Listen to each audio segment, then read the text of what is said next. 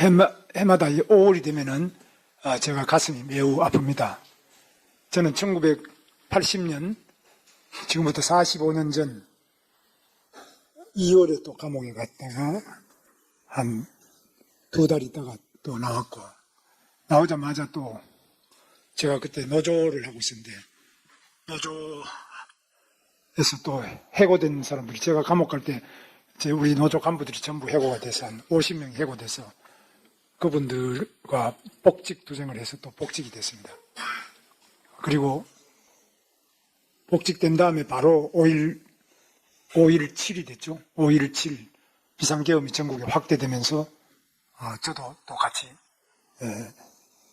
노조위원장직에서 다시 잘려나고, 그 다음에 해고가 되고, 이래서 삼성교육 대상이 돼서 그런 어려운 처지에 있었는데 5.18이 터졌습니다. 그때는 보도가 안 됐기 때문에 언론에 거의 보도가 안 됐습니다. 그래서 어떻게 된지 많은 유언비어가 유포가 되고, 또 그 과정에서 제가 다니던 공장의 노조원들도 한 1000여 명 있었는데, 그 중에 광주 전남 출신들이 그 자기 가족들의 연락을 받고 굉장히 난리가 났다. 근데 무슨 일이 있는지 이런 것들은 보도가 안 되기 때문에 사실 잘 모르고, 굉장한 희생자가 있다. 또 계엄군이 너무 잔인한 만행을 저질렀다. 그래서 수천 명이 죽고 참혹하게 당한 것을 생각하는데, 사실보다 훨씬 한 10배 이상 증폭된 그런 유언비어가 많았고, 우리는 보도가 없었기 때문에 그걸 믿었습니다. 그냥.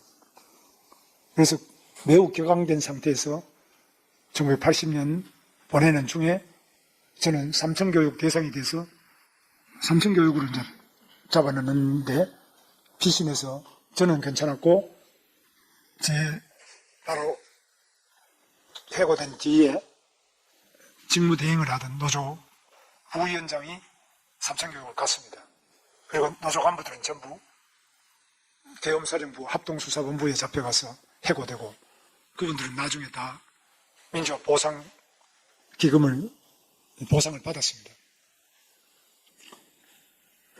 이 5월이라면은 저는 특히 너무나 가슴 아픈 기억. 그리고 우리는 매일 그냥 어디 앉아서든지 간에 치를 떨며 이런 학살에 대해서, 또 학정에 대해서 늘 분노하고 울고 그렇게 했던 기억이 납니다. 그랬던 제가 이제 직선제 개헌 투쟁 과정에서 제가 서울구치소 안양교도소를 거쳐서 목포교도소에 있다가 87년 개헌 이후에 대통령 선거로 노무현 대통령, 도태우 대통령이 당선된 이후에 광주교도소에 와서 제가 또 1년 있었습니다. 광주교도소 수감 생활을 1년 하고, 그곳에서 제가 교도소에서 노역이라는, 노역을 국화를 키우는 일을 했습니다. 제가 들어갔던 그 광주교도소 뚝방이 박관현 전남대학교 중학생회장, 그곳에서 수감 중에 단식을 하다가 장기 단식으로 사망한 그 방이었습니다. 교도관들이 아주 이 방에서 죽지 않으려면 제대로 해라고 하는 안내를 받고 거기서 생활을 하다가 제가 나중에 올림픽이 끝난 다음에 10월 3일 개천절 특사로 풀려났습니다. 광주 교도소가 지금은 옮겼습니다만은 광주, 저한테는 너무나 아픈 추억입니다. 저는 계엄으로 인해서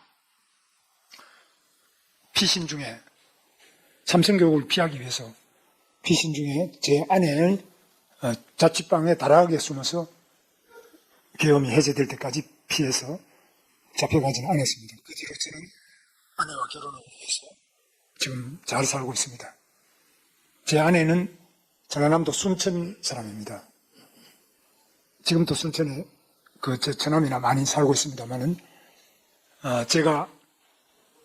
처가가 순천이기 때문에 여러 번 제가 올 때마다 늘 느끼는 것이 우리 처가 쪽에는 물론 상당히 가깝게 이렇게 늘 대해주지만 광주 전남에서 매우 저를 알면서도 아무도 인사도 잘 안 하는, 악수도 잘 안 하는 이런 정말 냉랭한 분위기를 잘 알고 있습니다.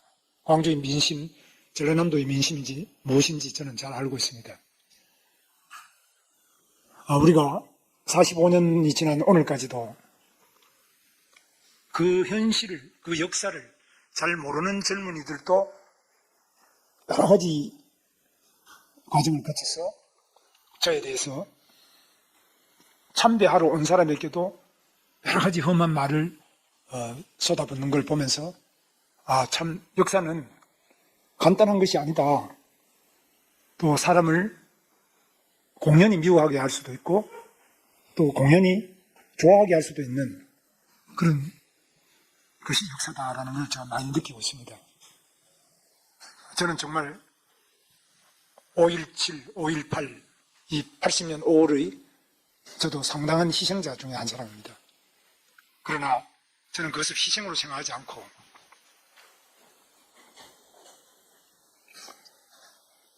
대한민국의 자유와 인권, 민주주의를 발전시키기 위한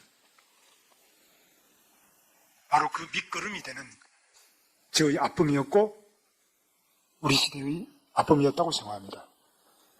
이 희생은 결코 우리를 서로 미워하게 하거나 우리를 서로 추악하게 하는 그 아픔이 아니라 이 아픔은 우리를 서로 사랑하게 하고 우리를 더욱 위대하게 하고 우리 조국 대한민국을 민주주의가 만발한 그런 사회로 만들기 위한 숭고한 희생이라고 생각합니다. 우리에게 과제가 남아 있습니다. 우리가 하나가 되어야 합니다. 우리가 서로 미워하지 않아야 합니다. 우리는 이 영령들의 희생을 생각하면 정치를 똑바로 해야 됩니다. 정치가 부패하고 거짓말식이고 도둑질하고 독재를 하는 그런 정치는 절대 안 된다는 명령이 바로 광주 5.18의 명령이라고 저는 생각합니다. 5.18 정신 아래 그 어떤 부패도 그 어떤 독재도 있을 수 없습니다. 지금 우리 앞에 보여지는 독재는 세계 역사상 유례없는 독재입니다. 우리는 계엄은 겪어봤지만 이런 독재는 처음입니다. 자기를 재판한 대법관을 탄핵하겠다고 하고 자기를 재판한 대법원장을 청문회하겠다고 하고 대법관 수를 100명으로 늘리겠다고 하고 자기가 유죄를 받고 재판 파기환송된 선거법상 허위사실 공표죄 자체를 형법에서 빼겠다고 하고 선거법에서 빼겠다고 하고 이런 독재가 세계에 어디 있습니까? 자기를 수사한 검사를 탄핵하겠다고 하고 탄핵했습니다. 검찰총장도까지 탄핵했습니다. 자기를 감사한 감사원장을 탄핵했습니다. 대통령이 탄핵된 것은 그렇다 치더라도 이게 민주주의입니까? 이게 5월 정신입니까? 저는 정말 묻고 싶습니다. 이 나라 대한민국의 5월의 희생이 이런 민주당, 이런 민주주의를 말하는 것은 아니라고 저는 확신합니다. 5월의 피해자 중에 한 사람으로서 5월을 뜨겁게 아파했던 한 사람으로서 저는 묻고 싶습니다. 대한민국 민주주의가 어디로 가고 있느냐? 대한민국의 위대한 그 민주주의 함성이 무엇을 지금 옹호하고 무엇을 비판하느냐? 저는 묻습니다.